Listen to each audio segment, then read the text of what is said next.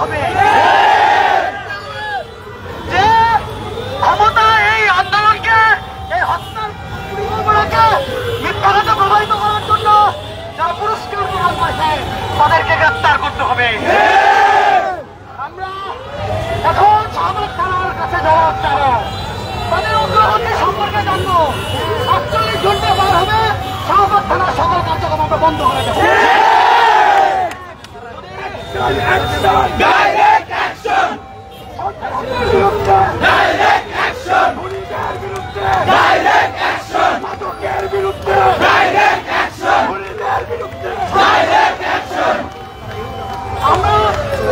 আমরা সবাই জানেন আমার বন্ধু শাহবাগকে হত্যা করা হয়েছে।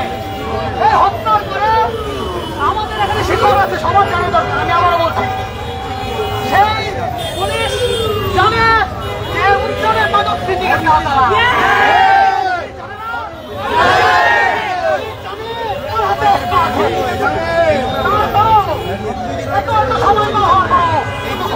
হয় নাই, খালি বৈজ্ঞানিক মোড়া ঝোলানো হয়েছে, বিজ্ঞানের মোড়া ঝোলানো হয়েছে। আসল খুনিকে না ধরে তাদেরকে আবার পুরস্কার দেওয়া হয়েছে। পরিকল্পিতভাবে পুরস্কার দিয়ে দেশের জনগণকে মিথ্যা তথ্য দিয়ে যে পুলিশকে পুরস্কার দিয়েছে এবং যার ইন্টারনেট হয়েছে তাদেরকে গ্রেফতার করতে হবে। সমস্ত পুলিশটার গতি উল্টিয়ে দেওয়া হবে, পরবর্তীকালীন সরকারের গতি উল্টিয়ে দেওয়া হবে। যেটা তোদের আমরা আন্দোলন করে গতিতে বসিয়েছি, তোরা কই ছিলি তখন দেশের বাইরে, তোর কই ছিলি আমার না এসে? আমরা যুদ্ধ করে তোদের নিয়ে এসেছি, কিন্তু আমার ভাইয়ের হত্যা খুনিকেও ধরতে পারস না, উল্টা পরিষ্কার দেয়। থানার যতগুলা পুলিশ আছে তারা কারা মাদক সিন্ডিকেটের সাথে জড়িত।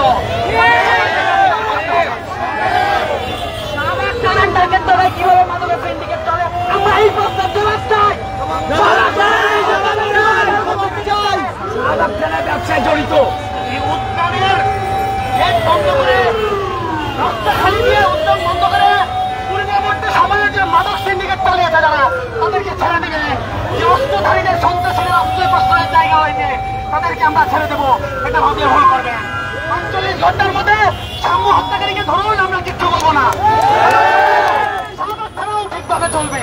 কিন্তু ৪৮ ঘন্টার মধ্যে যদি আমার ভাইয়ের হত্যাকারীকে না ধরে, যেটাকে স্টপ করে খুন করছে, সেই ঘাতককে যদি না ধরা হয়, সেই ঘাতক তো আরো মানুষকে মারবে। সেই ঘাতক যে থানা আছে আরো মানুষকে মারবে। কিন্তু আমরা এটা হতে দেবো ৪৮ ঘন্টার মধ্যে শাহবাগ থানা বন্ধ করে দেওয়া হবে।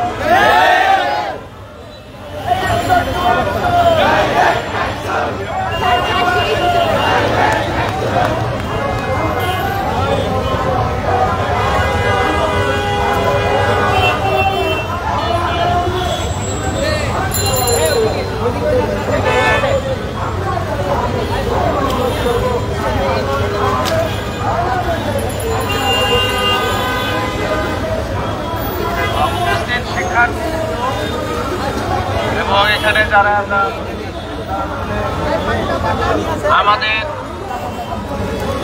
বলার ভাষা নাই এই মুহূর্তে, আমরা চিনি, আমরা জানি, আমরা শাহবাগকে চিনি বিশ্ববিদ্যালয়ের একেবারে সন্নিকটে, যেটাকে আমরা বিশ্ববিদ্যালয়ের জায়গা হিসেবেই বিবেচনা করি।